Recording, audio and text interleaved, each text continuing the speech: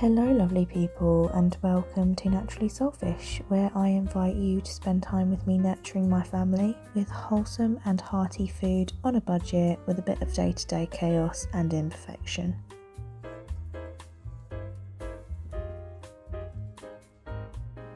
I've split this video into two as it would have been quite a long video to begin with, and I wasn't quite sure how that would pan out.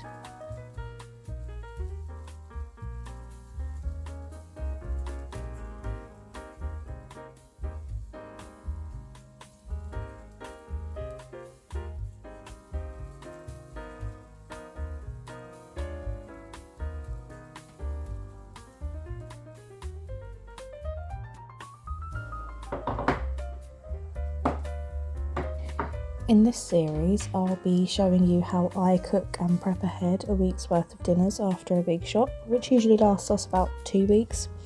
Whether you're here to watch me cook or just listen to me natter while you do your ironing or chores, I hope you find comfort and maybe a friend.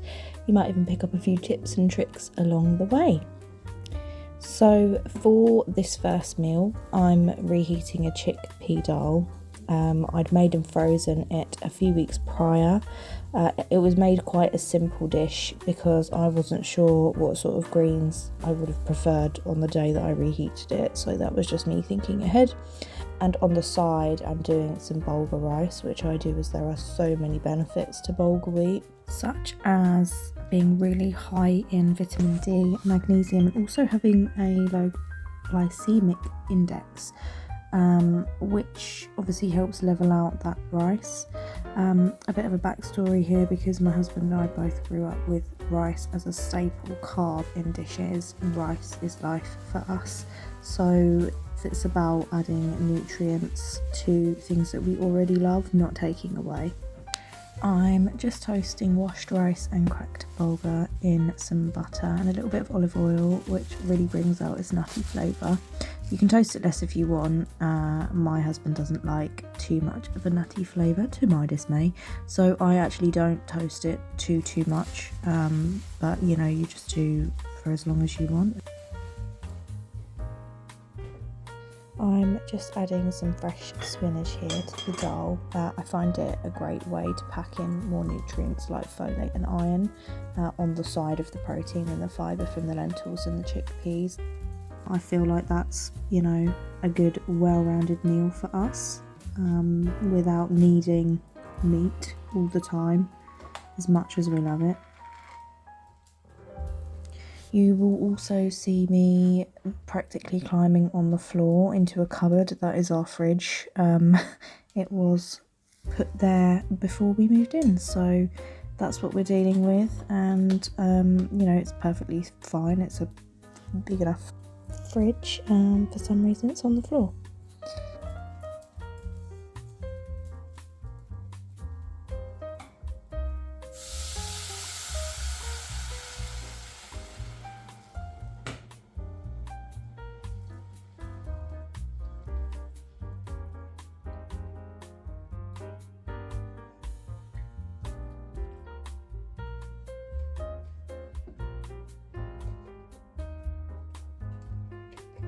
I have also added some bouillon to the rice and the bulgur wheat. Then I am filling the water in the pan to about 1 centimetre or so over that grain line, and let it cook as you would rice.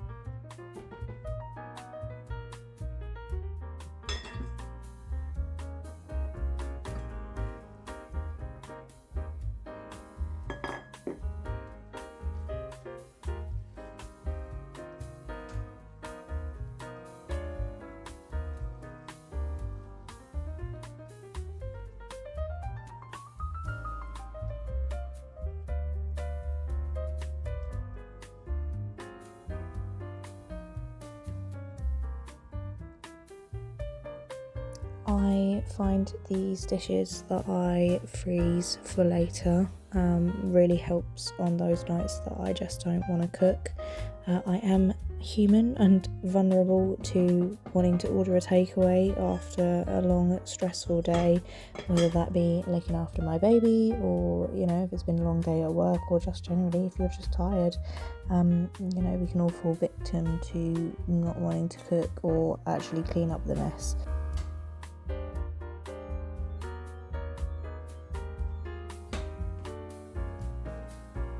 Anyway, here I am dishing it up.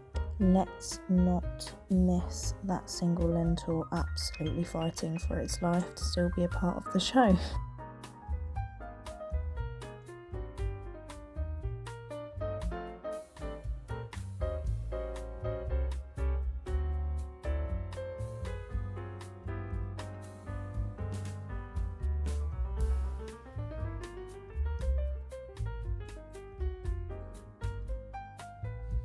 I'm also topping it off with a bit of natural yogurt, and that is dinner served for the first night.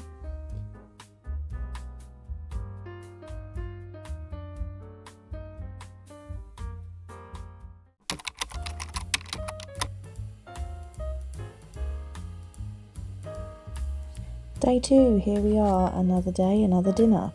So I'm doing something a little unconventional today. I really hope the food critics don't come for me. I will explain my method of madness when we come to it.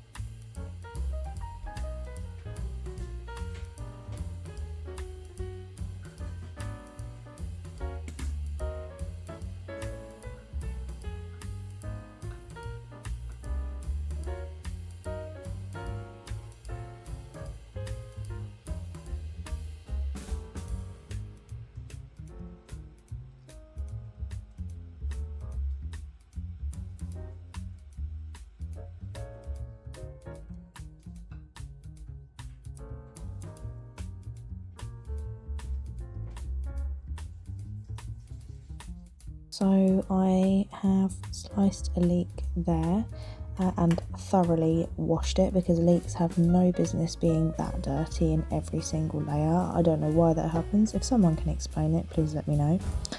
I'm then sauteing that in some butter with some extra virgin olive oil.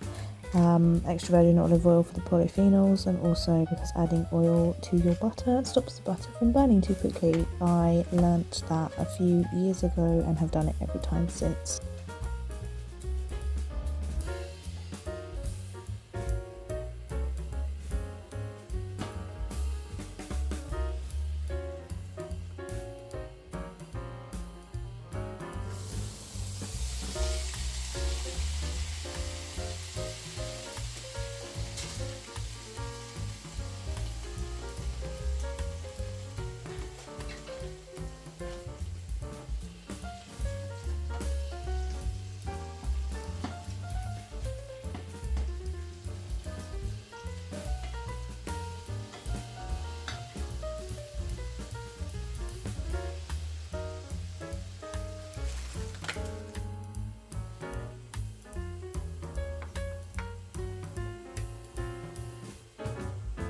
I'm then adding some sliced mushrooms, and look, E-girl just doesn't have time to be delicately slicing each mushroom and separating them, so there will be a few still fused together, and you will see me manipulating them so that they spread apart nicely, okay? Seasoning in layers, salt and pepper.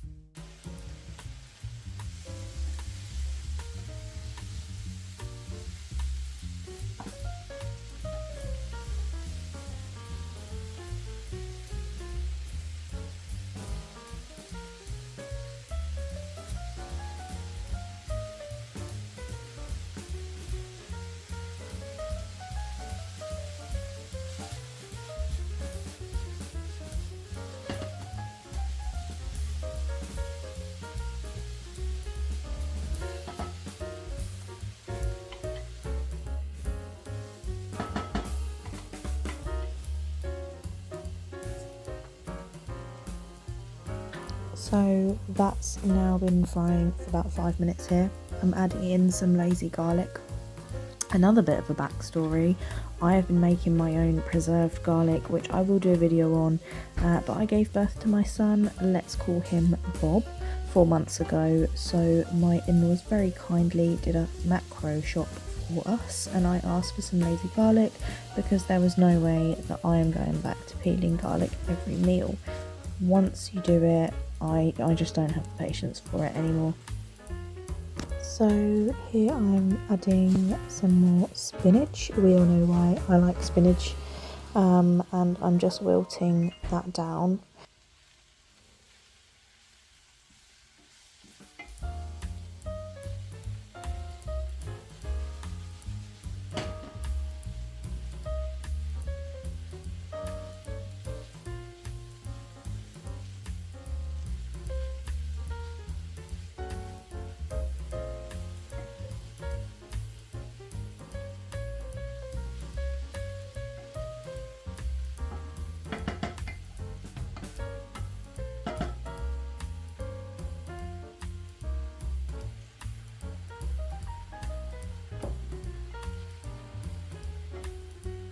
I'm also using a little bit of stock just to deglaze the bottom of that pan to lift up some of that flavour. That's called the Maillard reaction, if you didn't know. When your food browns and it creates a layer on the bottom of your pan, that is how you get that umami flavour. So I always try and sort of build up another level of flavour through doing that.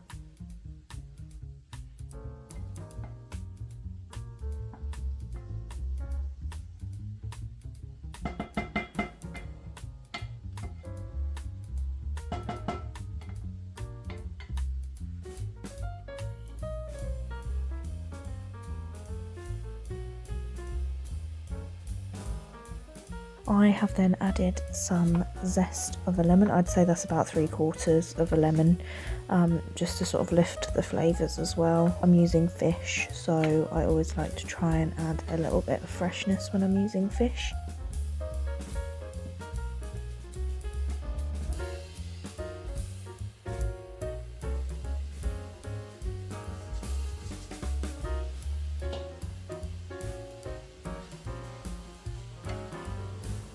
And in goes the arborio rice.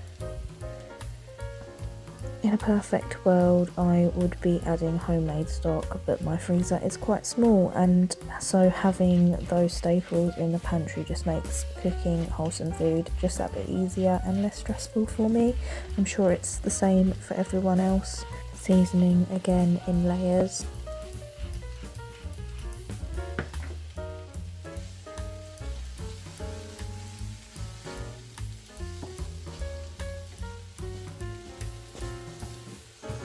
I am just stirring this while the rice toasts to make sure that it doesn't burn.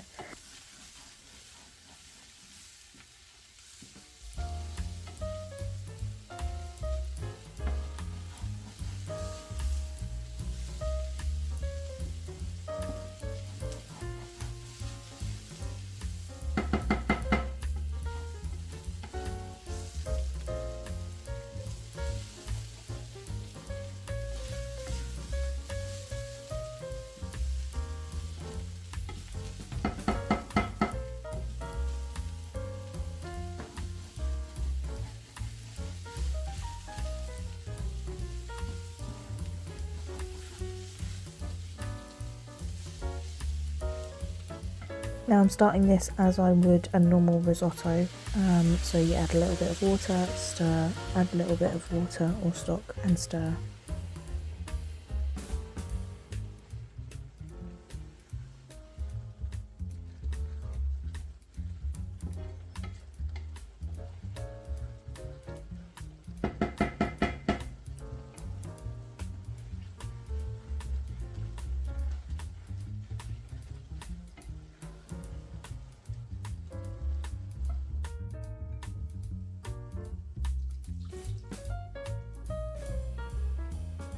Now you can see that it's reduced down a bit. I've added some more stock and I'm just stirring that.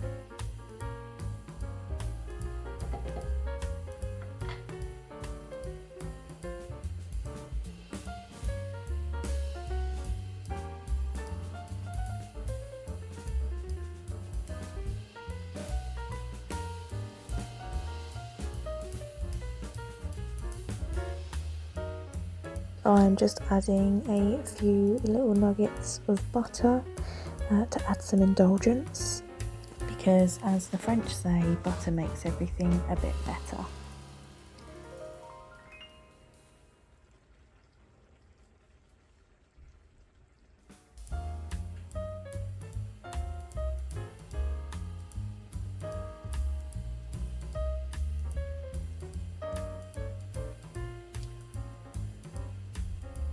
I'm now adding some lemon, slices of lemon, as a sort of shelf for the sea bass, and then on it goes.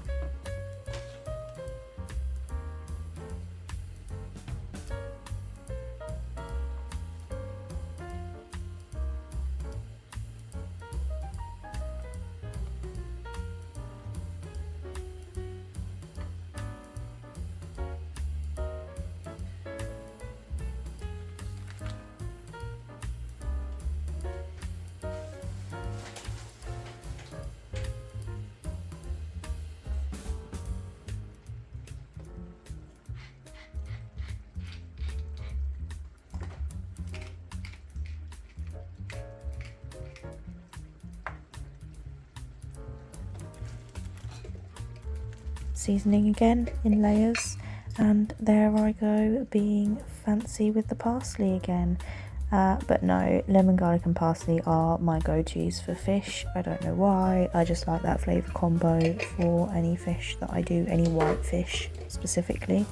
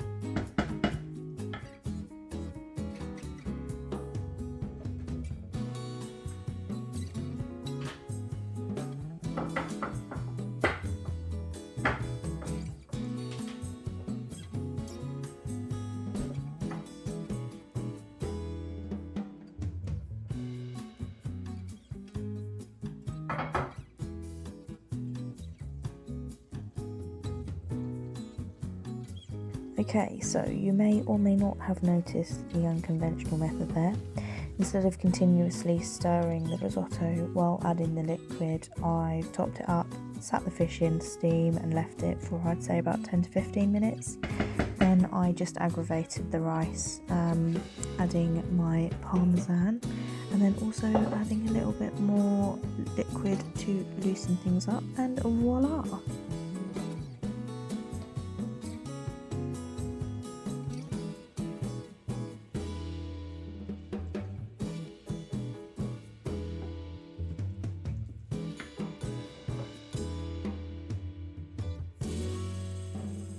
I would say this is a really good option if you don't particularly want to be sat over the pan and stirring. But that's the final dish. That was really nice. We liked it a lot. I asked my husband, he gave it an 8.7. He is a very harsh scorer, so I take that as a win.